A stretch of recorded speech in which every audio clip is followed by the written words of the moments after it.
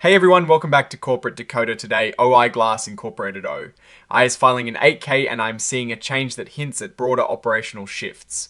Quick note, this is not financial advice, just my take on public filings for educational purposes. This filing is about a key executive's departure, and it might signal a strategic realignment in their European operations. Alright, let's dive into this 8K filing from OI Glass Incorporated.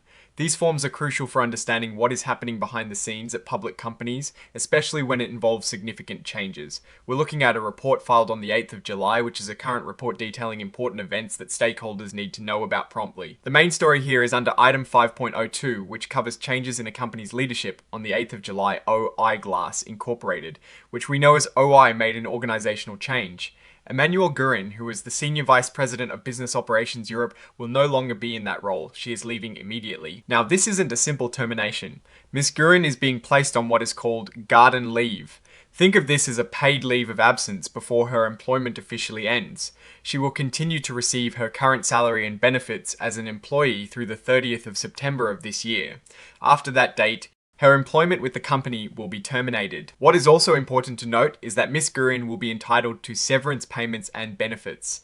These are detailed in the company's existing executive severance policy. This is fairly standard practice for senior executives, ensuring a smoother transition and offering some financial security. What does this really mean for OI Glass? Well, Ms. Gurin's role was focused on European business operations. Her departure, especially with this garden leave arrangement, could suggest a restructuring or a shift in strategy within their European segment.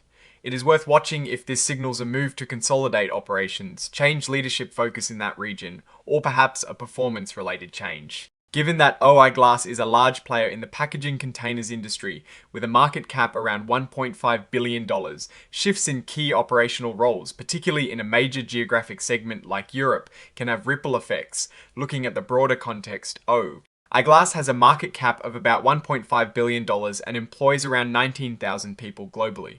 Recent news includes their upcoming second quarter earnings release and discussions about their sustainability narrative, as well as some sentiment that they are serving a declining market. This departure of a senior operational executive in Europe, while not a direct financial figure, could be a precursor to or a consequence of the underlying business strategies being adjusted in response to market pressures.